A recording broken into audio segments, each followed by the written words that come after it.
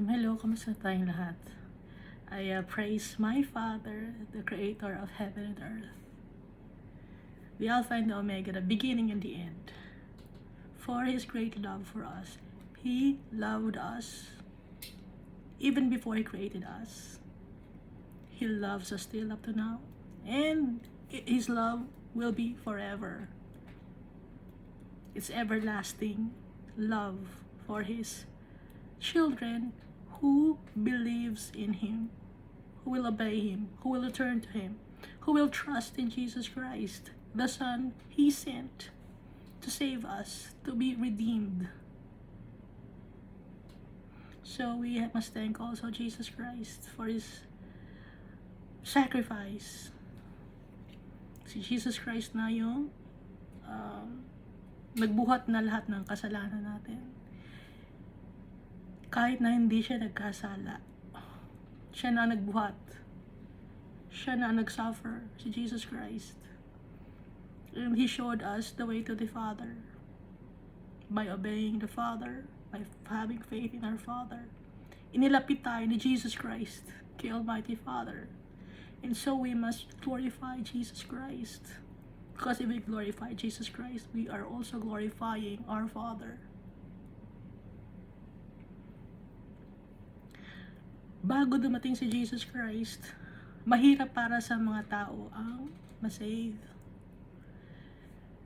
Pag nagkakasala yung mga tao, kailangan pa nila mag-offer. Ngayon, hindi na natin kailangan mag-offer. Ano ang i-offer natin? I-offer natin yung willingness natin to be obedient to our Father and be remorseful of our sins and humbling ourselves before Him. And crying out to Jesus, asking Jesus to forgive us, because Jesus also forgives sins. So yung dito sa Numbers chapter 16 verse 31 to 35, may mga tao na umayaw kay Moses. Nagalit si Almighty Father kasi ayaw ni Almighty Father yung mga rebellious, no? Nagrebelde. Ayaw ni Almighty Father yun. Kaya ang ginawa ni Almighty Father dun sa household and all the men with Korah ang pangalan, kinain ng lupa. No? Now it came to pass, as he finished speaking all these words, that the ground split apart under them, and the earth opened its mouth and swallowed them up with their households, and all the men with Korah, with all their goods. So they and all those who with them went down alive into the pit. Buhay pa, nahulog na sa impyerno. The earth closed over them, and they perished from among the assembly. Ganon magalit si Almighty Father nung wala pa si Jesus Christ. At nung dumating na si Jesus Christ, hindi na ganito nagagalit si Almighty Father. Ibinigay na ni Almighty Father kay Jesus Christ ang pagja-judge. At yun ay ang sa last days. Nabasa natin sa Book of Revelation. Kaya magpasalamat tayo kay Jesus Christ. Kung ngayon, kung hindi dumating si Jesus Christ, kung hindi pinadala siya ni Almighty Father sa atin, pag nagkakasala tayo, nagiging rebellious tayo, bubuka ang lupa at kakainin tayo ng lupa kahit buhay na tayo. Kahit buhay pa tayo, kakainin na tayo ng lupa. Very loving si Almighty Father, but He is very particular of cleanliness, righteousness, and justice.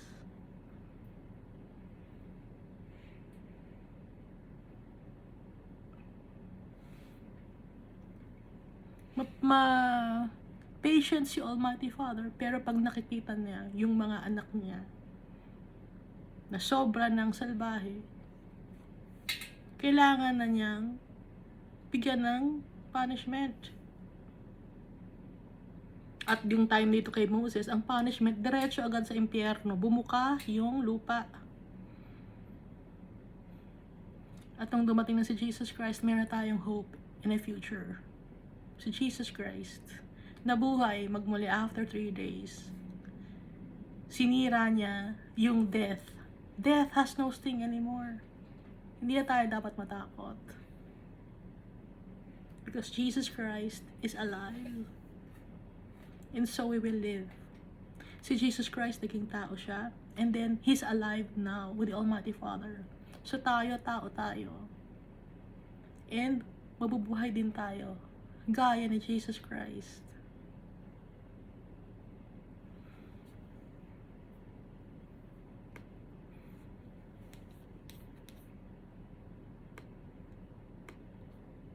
Napakabait ng tatay natin. Mahal na mahal siya ni Jesus Christ. Kaya mahal na mahal ni Jesus Christ tayo. Kasi mahal din tayo ni Almighty Father.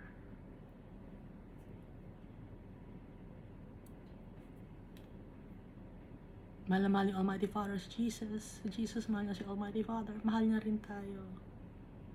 Full of love.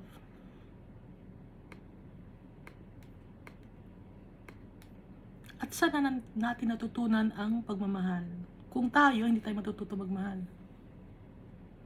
Dahil ang love ay good yun, ano. Kung good yun, ang tao ba makakapag-produce ng good? Hindi. Kanina lang nanggagaling ang goodness kay Almighty Father. Tayo kasi puro kasama na nangyayari sa atin, nagagawa natin. Magpasalamat tayo kay Jesus Christ. Dahil tinuruan niya tayo. Ginayad niya tayo.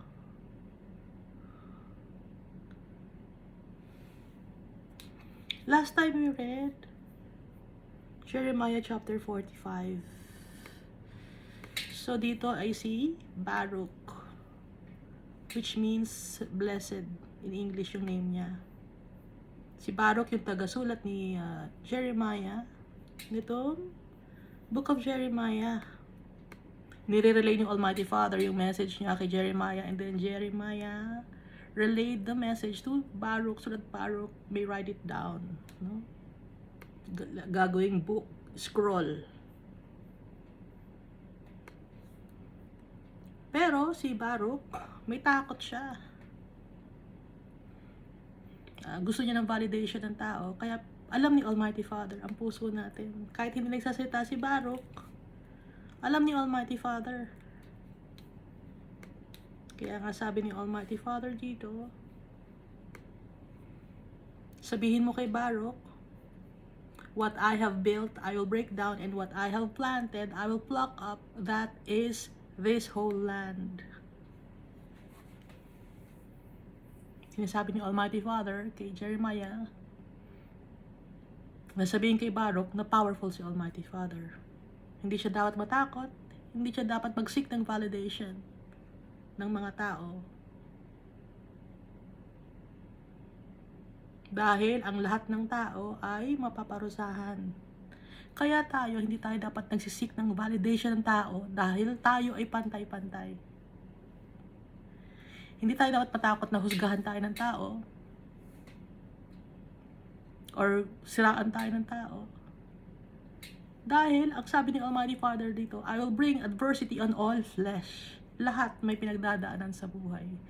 Ang nangyayari na akala natin, yung iba walang pinagdadaanan, pero meron. Ha? Lahat ng tao may pinagdadaanan. Kasi ang tao mahilig sa buti ka pa, buti ka pa. yung word na gano'n, no? Ano ko yun eh, trigger word ko yun. Pag narinig kong buti ka pa, ano to? Yung kasi, may halong inggit ba yun? Ayoko ng mga ganon. Masama yung ganong buti ka pa, buti ka pa. Kasi you're comparing yourself. Comparing yourself to other people. Comparing your life to other people. Pantay-pantay tayo. Pare-pareho tayo. Na nahihirapan sa mundo na to. Dahil sa kasalanan natin na nagawa. At kailangan nating tanggapin yung mga punishment ni Almighty Father. Nang sa ganun matuto tayo.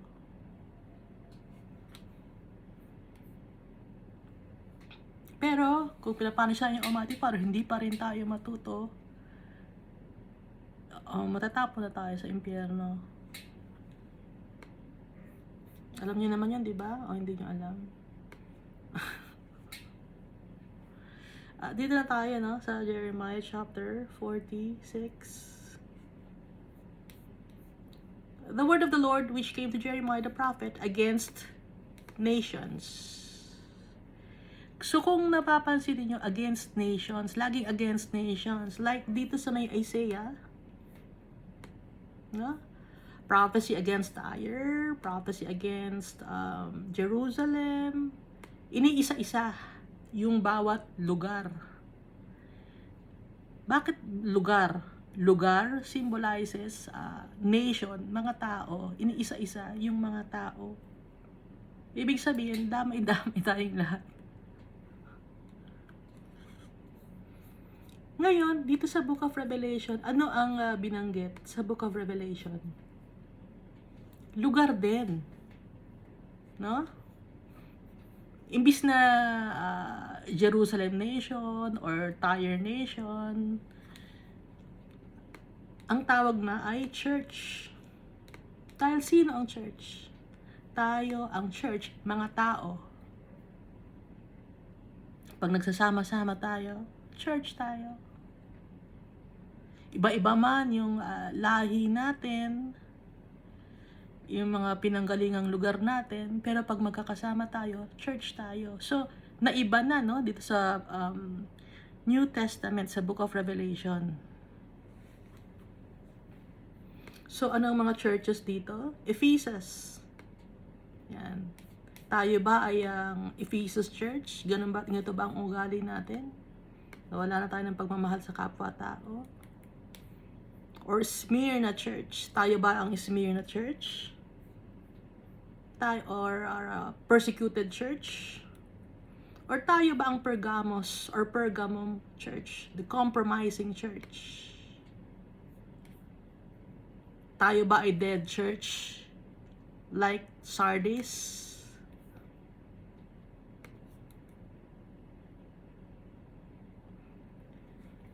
Thyatira, corrupt church. Tayo ba ay corrupt na tao?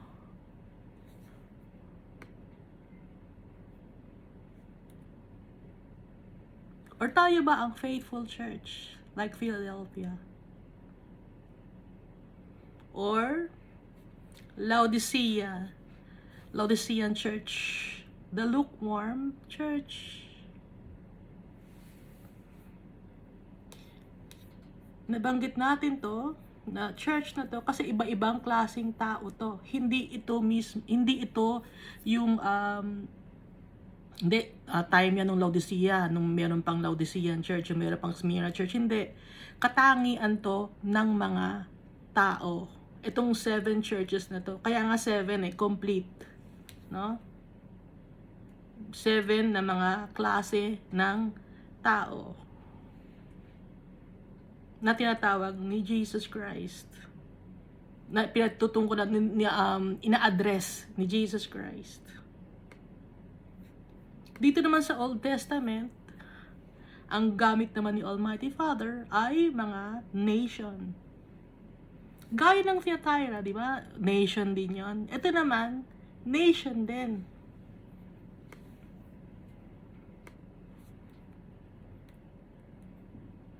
Pag sinasabing nation, group of people din.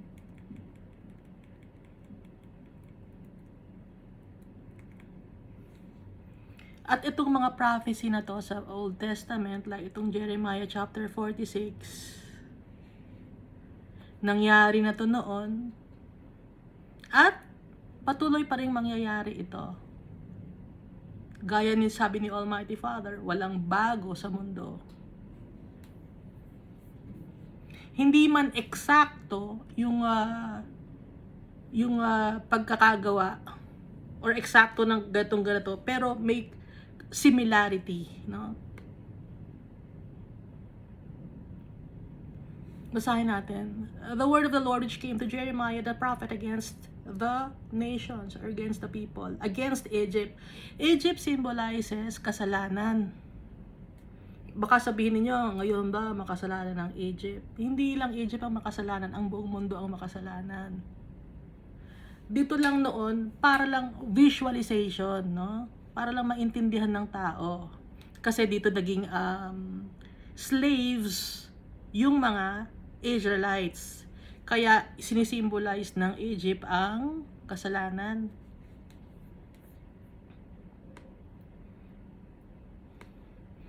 against Egypt concerning the army of Pharaoh Necho, king of Egypt, which was by the river Euphrates in Carchemish, and which Nebuchadnezzar, king of Babylon, defeated in the 4th year of Jehoiakim, the son of Josiah, king of Judah.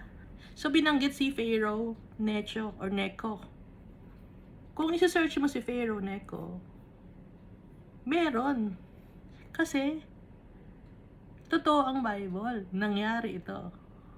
Kaya yung sinasabi ng iba na ang Bible ay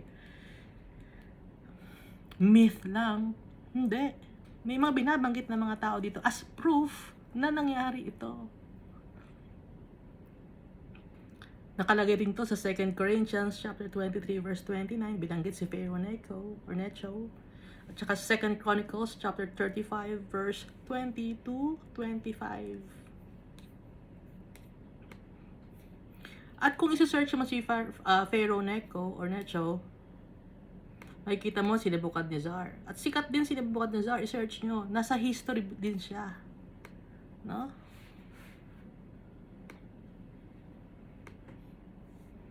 So, sino ang mas naunang nasulat? Itong Bible.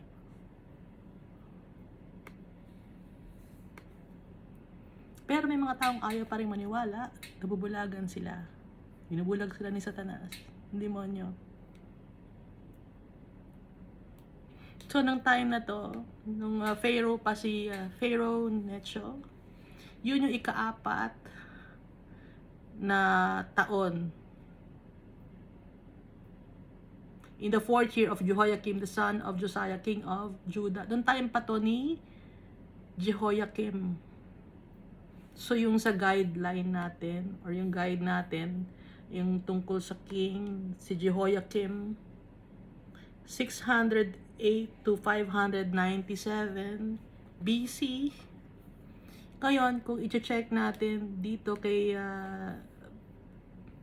Pharaoh Necho, sumasakto yung date. At yung kung kailan siya nawala. 610 to 595 BC.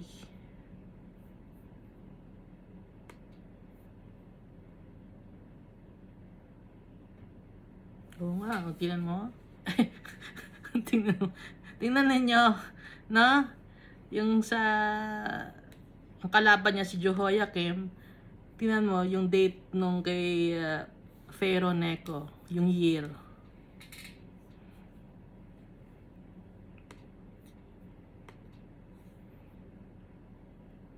So, natalo ni Nebuchadnezzar si Pharaoh Necho. Dahil, bakit natalo si Pharaoh Necho? Dahil nasa sa kanya si Almighty Father na kay King Nebuchadnezzar.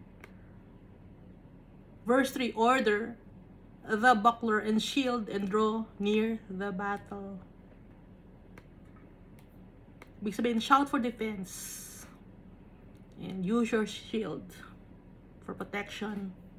And go near the place of war. Harness the horses and mount up your horsemen. Stand forth with your helmets. Polish the spears. Put on the armor. So, since war to, no? Wala pang mga baril nun, syempre. So, meron, spears, mga pana, sword, saka yung mga bakal. Importante nun yung bakal. Pamalo ng mga tao. At pang shield.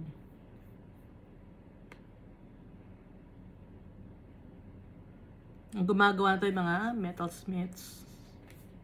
Verse 5, why have I seen them dismayed and turned back? Their mighty ones are beaten down. They have speedily fled. Sabi ni Almighty Father, bakit ko sila nakikita na nadismaya? Bakit sila bumalik? Their mighty ones are beaten down. Natalo yung mga magagaling sa kanila at mabilis silang tumakbo palayo. And did not look back, for fear was all around. Nagtakbuhan palayo sa battleground or sa battlefield yung mga tauhan ni Pharaoh Necho. Verse 6, do not let the swift flee away, nor the mighty man escape. Huwag niyong hayaang makatakas. They will stumble and fall toward the north by the river Euphrates. Huwag niyong hayaang makatakas.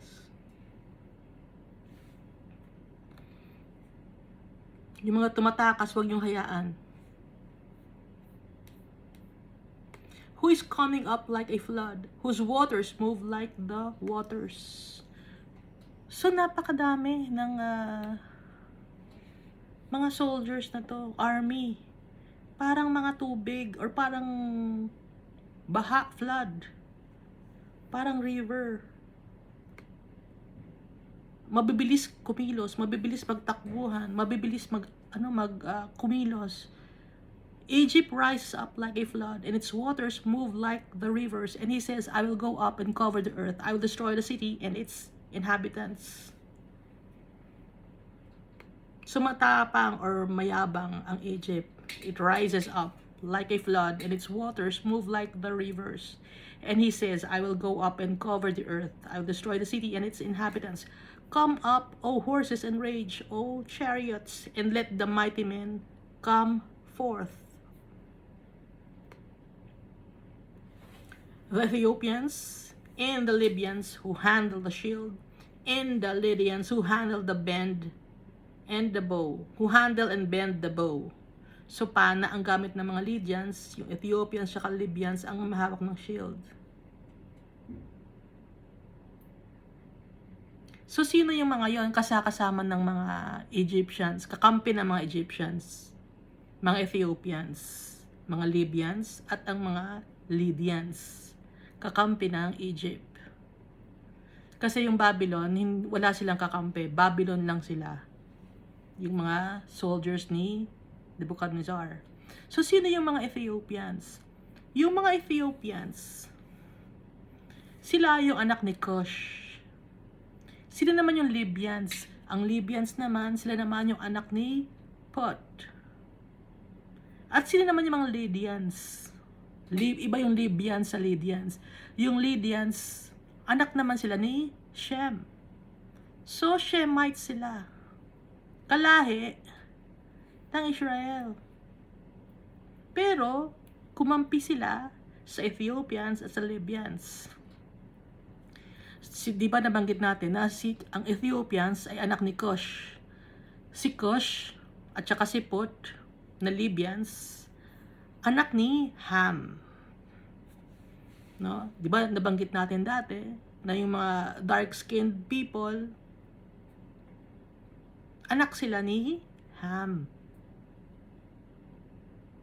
Na, alam nyo na, no? Alam nyo yun, di ba?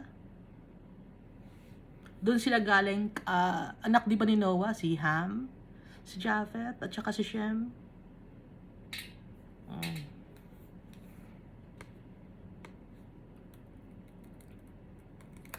So, lahat magkakapatid tayo. Doon tayo nang galing kay Noah.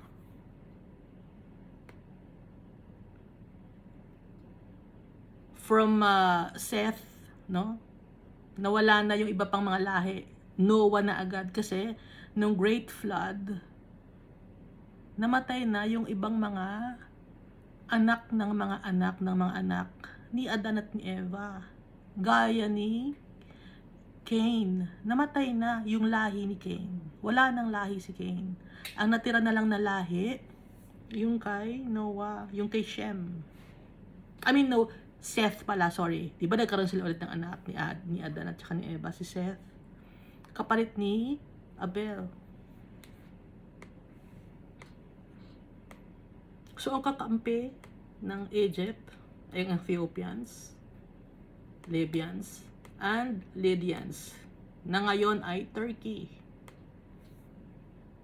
So, lahi ng Shemites ang mga Turkish. Verse 10, For this is the day of the Lord God of hosts, a day of vengeance, that he may avenge himself on his adversaries. Binibigyan ni Almighty Father ang sarili niya ng justice. Nililinis niya ang kanyang pangalan. Dahil dinudumihan ng mga tao ang pangalan niya. Dinudumihan natin ang pangalan ni Almighty Father. Pag nagkakasala tayo, rebellious tayo, dinudumihan natin ang pangalan ni Almighty Father. Pinapahiya natin siya. Natutuwa ang demonyo. Kapag nagkakasala tayo, napapahiya si Almighty Father. Kaya nililinis niya yung pangalan niya. At binibigyan niya ng justice ang sarili niya. Kung si Almighty Father binibigyan niya ng justice yung sarili niya, tayo rin, bibigyan niya tayo ng justice. Dahil mahal niya tayo. The sword shall devour, it shall be satiated and made drunk with their blood. Maraming mamamatay na tao ng time na to, no?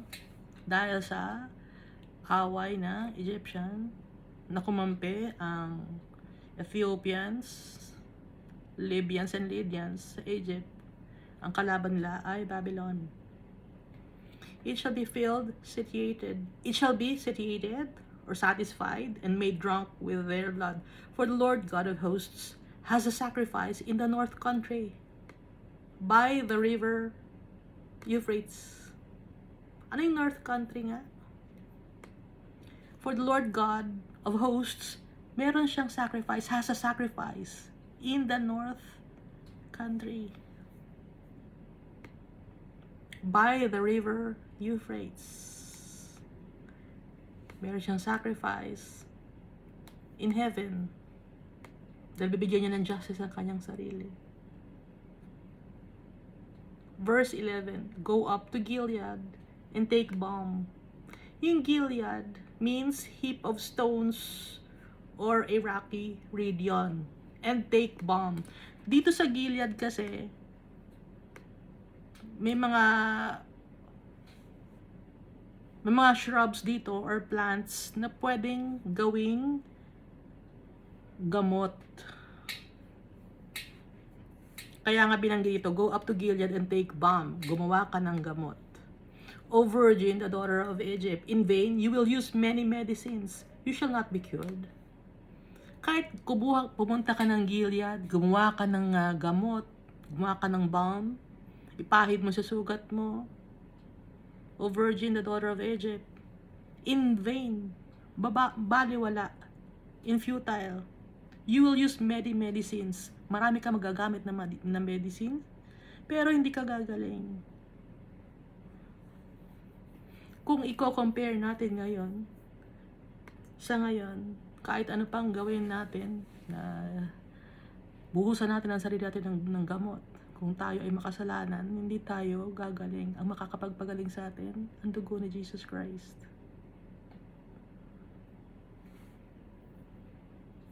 Verse 12, the nations have heard of your shame, and your cry has filled the land.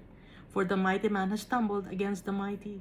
They both have fallen together.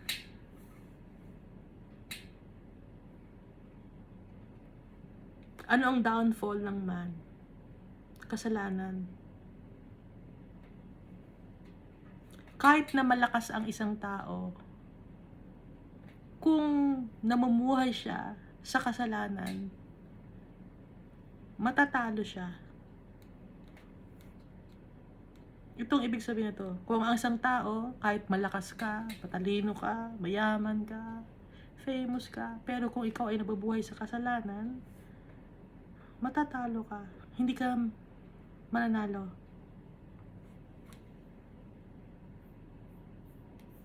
Kaya nga binanggit ito, for the mighty man has stumbled against the mighty. They both have fallen together.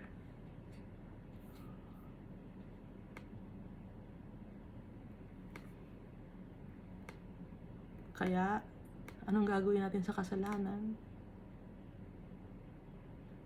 Hingi tayo ng tawad kay Almighty Father. Nalinisin tayo sa ating mga kasalanan. Lumapit tayo kay Jesus Christ. Na yung dugo ni Jesus Christ ang makakapagpalinis sa atin. Verse 13. The word that the Lord spoke to Jeremiah the prophet, how Nebuchadnezzar, king of Babylon, would come and strike the land of Egypt.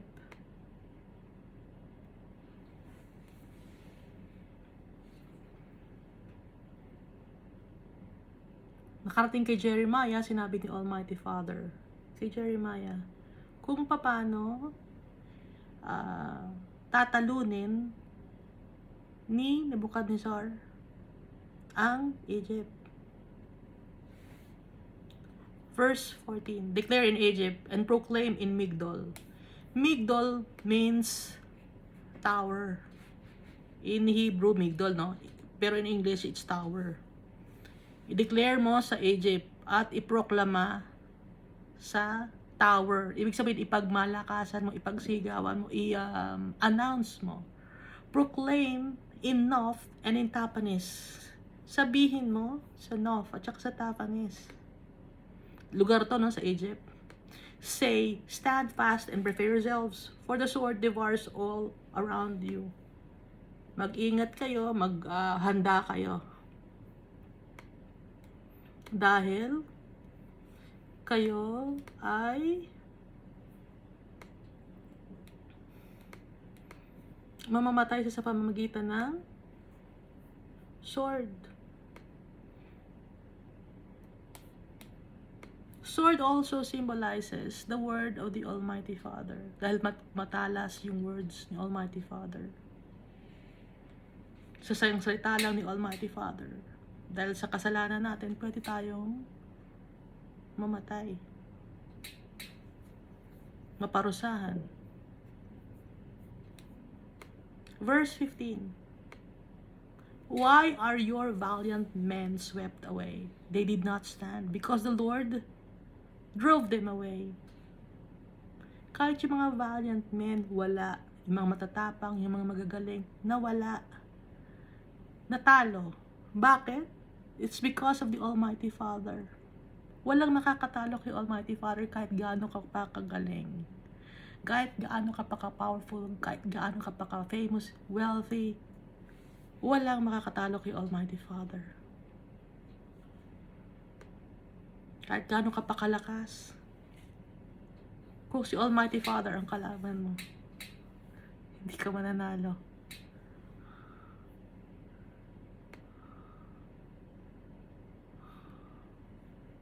Verse 16, He made many fall. Yes, one fell upon another, and they said, Arise, let us go back to our own people, and to the land of our nativity, from the oppressing sword. Ano ang sabi ng mga tao? Bumalik na tayo sa lugar natin, doon kung saan tayo pinanganak. Malayo sa kaguluhan. Dahil wala nang panalo. No? Hindi na sila mananalo sa Egypt. Kaya bumalik na sila sa lugar nila kung saan sila pinanganak. Verse 17, they cried there, Pharaoh, king of Egypt, is but a noise. He has passed by the appointed time. Ang sabi ng mga tao, yung king of Egypt, puro ingay lang yan, puro yabang lang. He has passed by the appointed time. Ibig sabihin, weak na siya. He passed the prime of his life. Wala na siyang strength. Dahil ang kalaban niya si Almighty Father. Ingay lang siya, parang lata lang na nag-iingay. Pero walang substance. Walang laman. Lata lang na maingay. Verse 18, As I live, says the king, at dahil buhay ako, whose name is the Lord of hosts, surely as Tabor is among the mountains and Carmel by the sea, so he shall come. Sabi ni Almighty Father, as I live, na ako ang Lord of hosts, sabi ni Almighty Father. Surely as Tabor is among the mountains, Tabor means pinnacle. Kaya nga mountain, di ba? Mountain, pinnacle yon, or height. And as Carmel by the sea, so he shall come. Ano yung Carmel? Garden or orchard. By the sea, so he shall come. O you, daughter, dwelling in Egypt, prepare yourself to go into captivity. ikaw na tao, namumuhay ka sa kasalanan, prepare yourself to go into captivity. For Noph shall be a waste and desolate without inhabitant. Humanda ka, mapupunta ka sa magiging captive ka, magiging prisoner ka. Ikaw na namumuhay sa Egypt, ikaw na namumuhay sa kasalanan.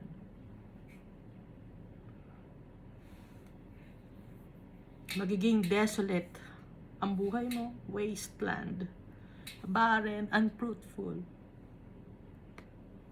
Pag sinabing unfruitful, baka sabihin, hindi, mayaman naman ako, paano ako naging unfruitful? Pag sinasabing ang unfruitful, di ba ang fruits ng Holy Spirit, love, joy, peace, forbearance, kindness, gentleness, faithfulness, and self-control? Wala kang ganon. Ibig sabihin, unfruitful ka. Hindi ka worthy to be with the Almighty Father and Jesus Christ. Inaano natin, yung nangyayari dito sa Jeremiah chapter 46, ina-apply natin sa ngayon, hindi ko lang alam kung naiintindihan niyo ako. Ina-apply natin sa buhay natin sa ngayon. Dahil kaya ito'y sinulat, pinasulat ni Almighty Father kay Jeremiah, para matuto tayo, may matututunan tayo. Hindi lang to basta war. Dahil sa buhay natin, meron tayong war na pinagdadaanan. Anong war natin? War sa kasalanan. Mga pinagdadaanan natin sa buhay na kailangan natin mapagtagumpayan. Pagtatagumpayan lang natin yon sa pamamagitan ni Jesus Christ. Didikit tayo kay Jesus Christ.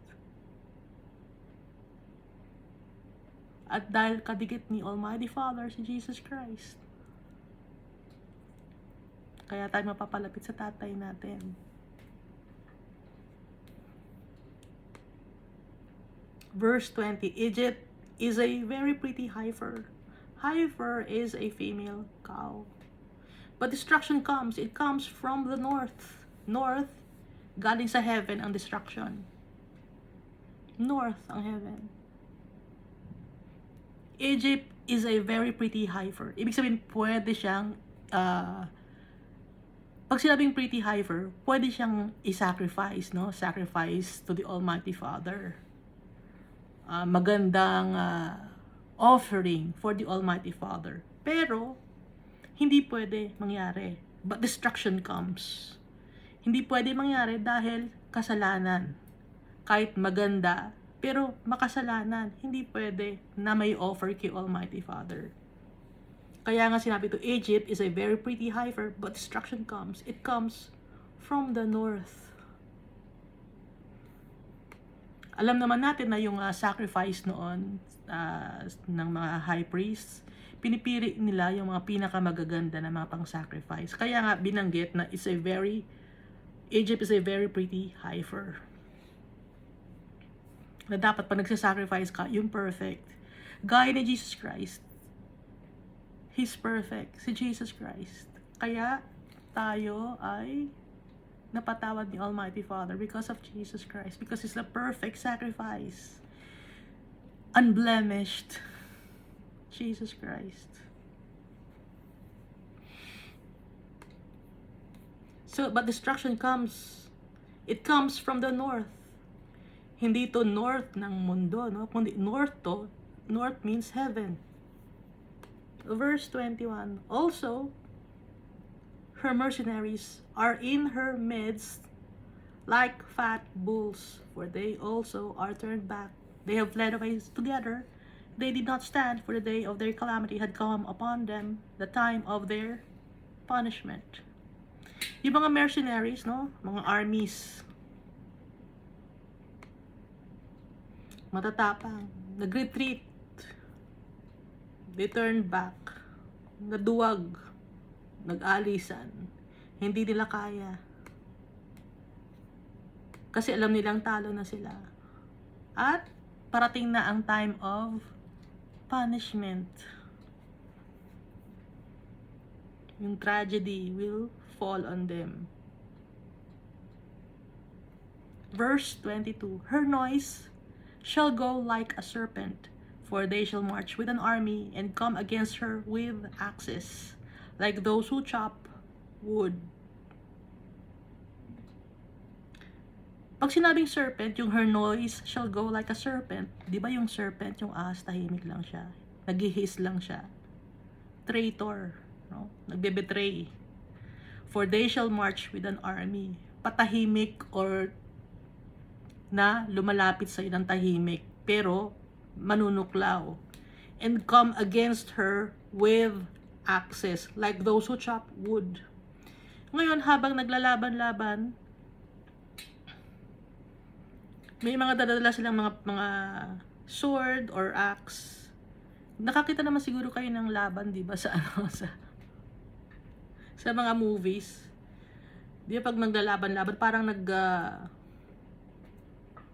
nagcha-chop lang ng kahoy. Parang baliwala lang, parang baliwala yung buhay. Kung makasaksak or kung makasugat, parang baliwala lang. Parang walang kwenta. Ganon yung mga tao, no? Kung makasakit, walang kwenta.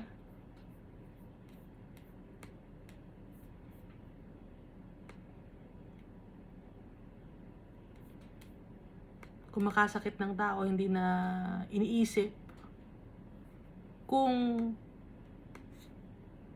makatarungan ba yung gagawin. Basta na lang, sugat ng mga tao.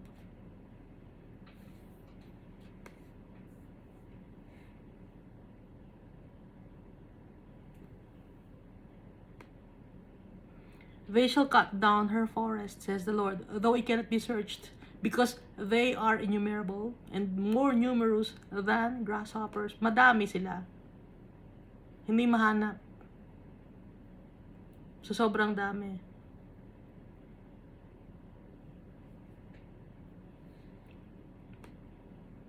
The daughter of Egypt shall be ashamed.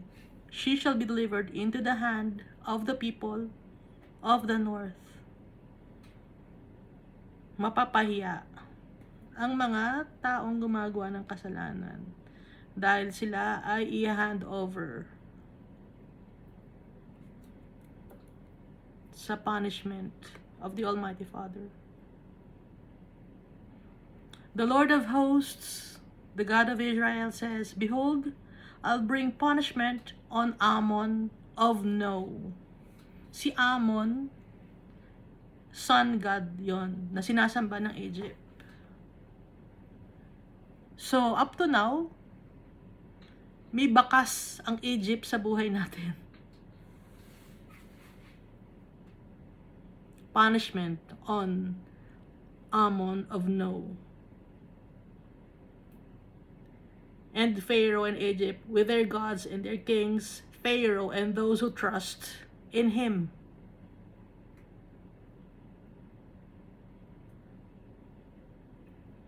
Paparusahan lahat ni Almighty Father yung sumasamba sa mga idols, sa mga false gods.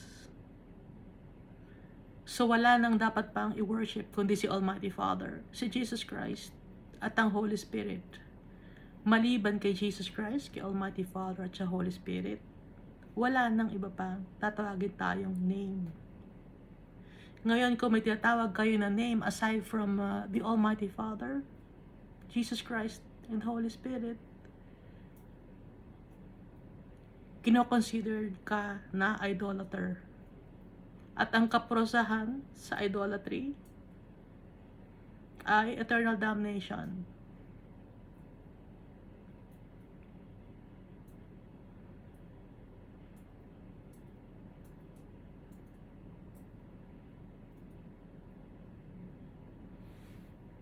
Nakalagay yon sa Romans chapter 1. Kung may tinatawag ka mga pangalan ng babae or pangalan ng mga taong namatay na, kahit ka mag-anak mo ba,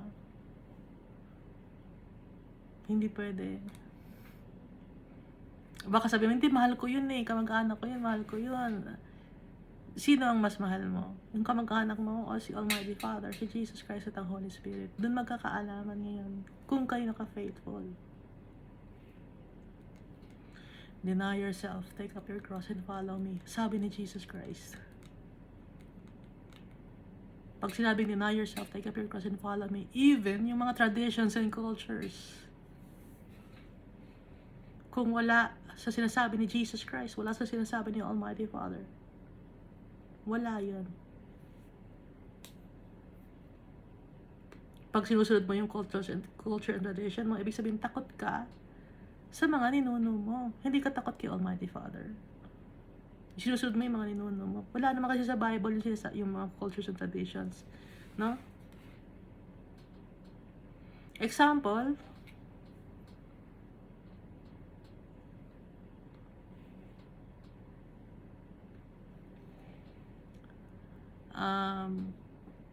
kailan pinanganak si Jesus? December 25 pa? I-check nyo kung December 25. Kasi sa Israel, pag December, malamig. No? Nabasa natin dito, di ba, sa Jeremiah? No? Yung month ng malamig yon. Yung 9th month, malamig yon. Ano yung 9th month? Malamig yon.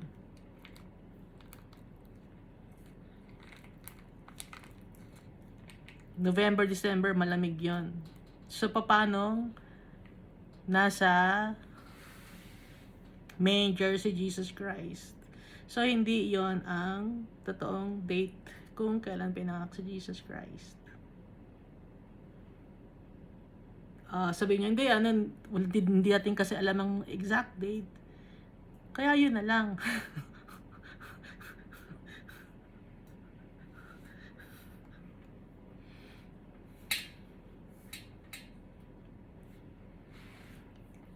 Naggagawa pa kayo ng Christmas tree.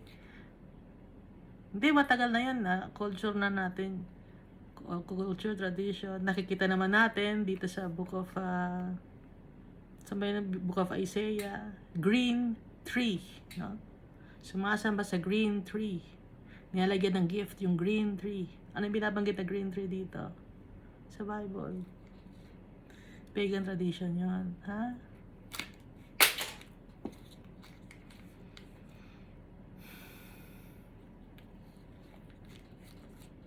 Wala akong, tsaka i-add ko lang, wala akong nakita rito sa Bible na nag-birthday si Jesus.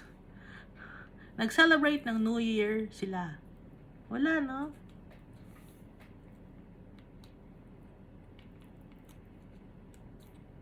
Wala naman, di ba? Nag-birthday si John. Hindi nila celebrate yung birthday nila.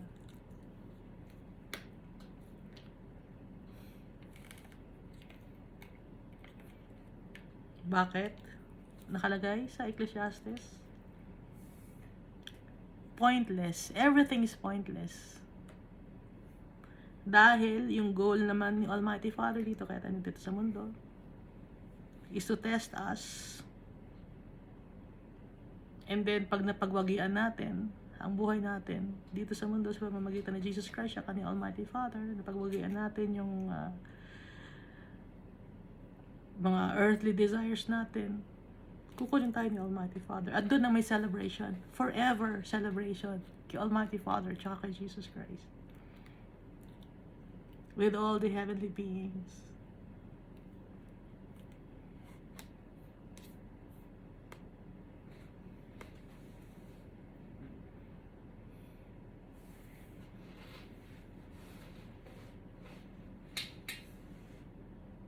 Verse 26, and I will deliver them into the hand of those who seek their lives, into the hand of Nebuchadnezzar, king of Babylon, and the hand of his servants. Afterward, it shall be inhabited as in the days of old. So, ibinigay ni Almighty Father ang Egypt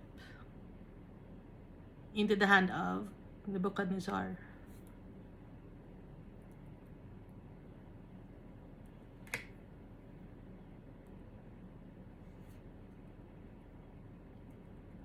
Verse 27. But do not fear, O my servant Jacob. Sabi ni Almighty Father. Jacob means follower. Do not fear, O my servant, my followers. Do not be dismayed, O Israel, the people who struggled with God's trials and tribulations and prevailed. For behold, I'll save you from afar, sabi ni Almighty Father, and your offspring from the land of their captivity. Pati na ang mga anak ninyo, isasave ko din. Jacob shall return. Babalik kayo, have rest and be at ease. No one shall make him afraid. Wala nang patakot sa atin. Wala nang mananakot sa atin. Magkakaroon tayo ng peace and joy. Ito ang sinasabi ni Almighty Father. Baka sabihin nyo, hanggang ngayon, hindi pa rin nagkakaroon ng peace and joy in the land of Israel. Si Jacob, sino ba to? This is, hindi pa to nangyayari, na? Kasi tayo to. Pinatutungkulan ni Almighty Father. Tayo to. Do not fear my servant. Do not be dismayed, O Israel, for behold, I will save you from afar, and your offspring from the land of their captivity. Jacob shall return and have rest and be at ease. No one shall make him afraid. So, God is giving us assurance na hindi tayo mapapahamak. Poprotektahan niya tayo. At bibigyan niya tayo ng rest. Makakapagpahinga tayo. Saan lang tayo makakapagpahinga? Kasama ang tatay natin. Verse 28. Do not fear, O Jacob, my servant, says the Lord, for I am with you. Sasamahan kita. Napakabait ni Almighty Father. Kahit na nagkakasala tayo sa Kanya, willing siya na tanggapin tayo at sasamahan pa niya tayo. Pinadala pa niya si Jesus Christ. Dahil tayo ang Kanyang inheritance, tayo ang treasure na tinuturing ni Almighty Father. For I will make a complete end of all the nations to which I have driven you. Tayong lahat, nakakalat sa mundo. I will make a complete end of all the nations. Lahat ng nation, mawawala. Kung saan ko kayo itinapon, or saan ko kayo pinapunta, mawawala lahat yun. But I will not make a complete end of you. Pero hindi kita tatapusin. Hindi ka matatapos. Hindi ka mamamatay. May hope ka pa. Ibig sabihin, I will rightly correct you. Itutuwid kita ng landas. For I will not leave you wholly unpunished. So, ibig sabihin, dahil nagkasala tayo, syempre, may punishment. Hindi niya tayo hahayaan na hindi tayo napaparusahan. Bakit? Kasi, gusto niya tayong itama. I will rightly correct you.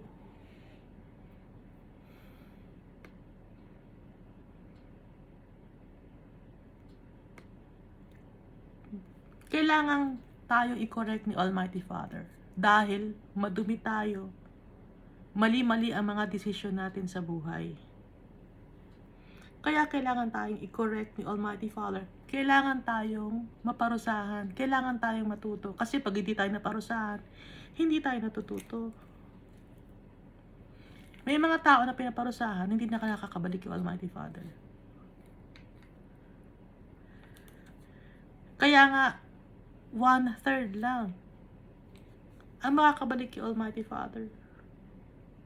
Ang makakasama ni Almighty Father. Ulitin ko, walang itinatagong secret sa atin ni Almighty Father. Lahat sinasabi niya. Lahat nandito sa Bible.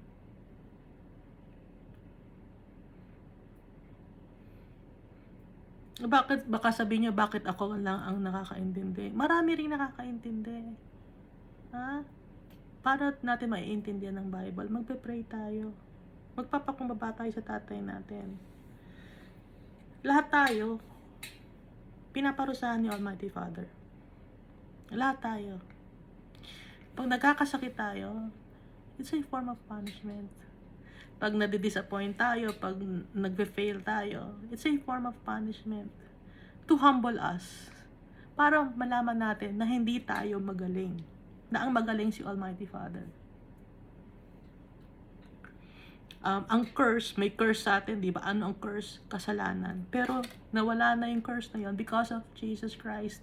Death has no sting anymore. Para sa atin na mga followers of the Almighty Father and Jesus Christ, wala nang sting ang death sa atin.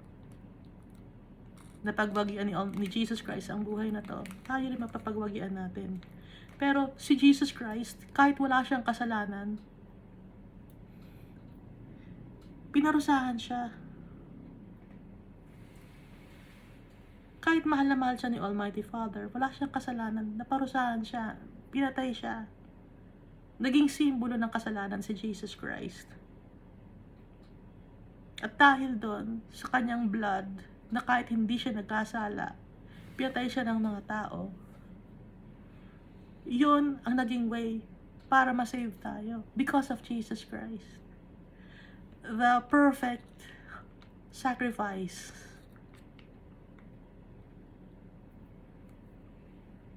Hindi na natin kailangan pagdaanan yung sacrifice na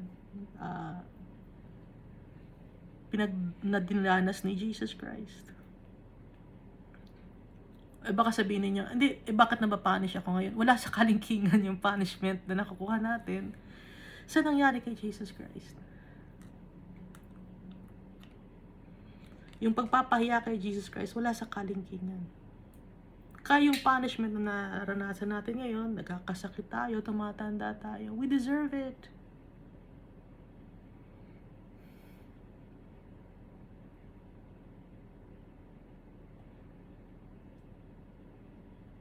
Aminin natin. Pag hindi natin inaamin, hindi tayo nagpapakumbaba sa tatay natin. I-admit natin, yes Lord, I've sinned. Nagkasala ako, naging mayabang ako. Marami akong pagkukulang sa'yo.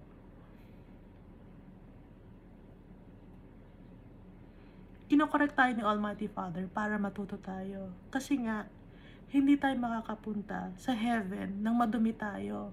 Kung tuturuan tayo ni Almighty Father, kinokorek niya tayo, nililinis niya tayo.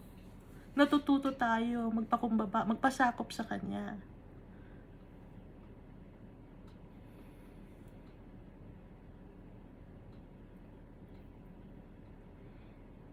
May mga tao na ayaw tanggapin si Jesus Christ na God.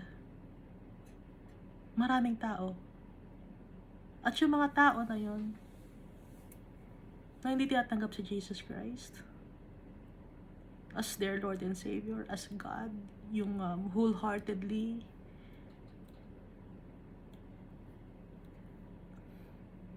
hindi nila makukuha ang eternal life. Kasi si Jesus Christ ang ipinadala ni Almighty Father. The only way to the Almighty Father.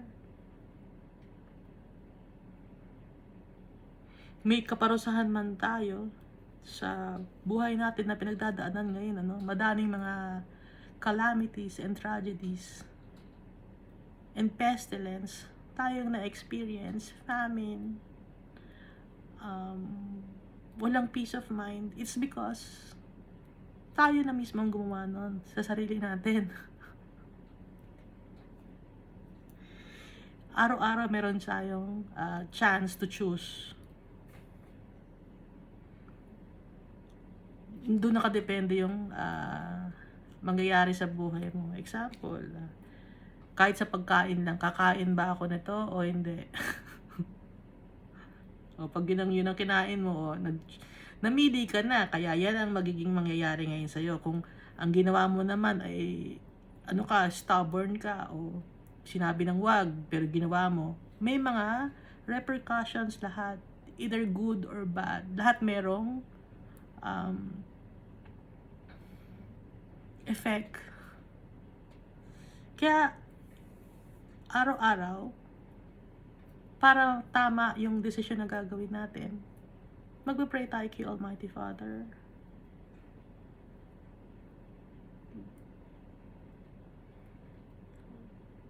Kaya nga, di ba tinuruan tayo ni Jesus Christ kung paano mag-pray?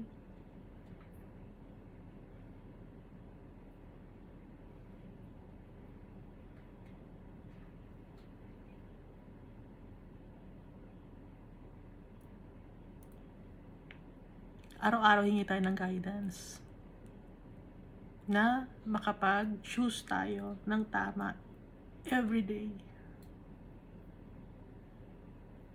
At nang sa ganon mapalapit tayo sa tatay natin, kay Jesus Christ.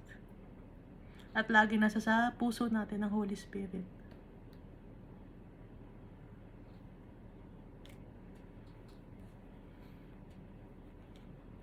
At sa mga punishment na natatanggap natin,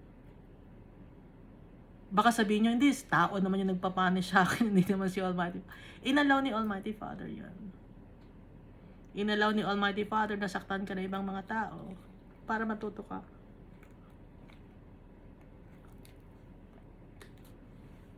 Pantay-pantay tayo, ako rin, gano'n. Inalaw ako ni Almighty Father na saktan ng ibang tao para matuto rin ako. Kaya dapat sa mga bagay na mga punishment na dadanasan natin, natututo dapat tayo. Huwag natin baliwalain yun. Baliwala naman yun. Ano lang yan. Nagkataon lang yun. Lahat tayo, mahal tayo ni Almighty Father. Binibigyan niya tayo ng chance. Every day. Kasi tayo ang kanyang treasure. At magpasalamat tayo kay Jesus Christ.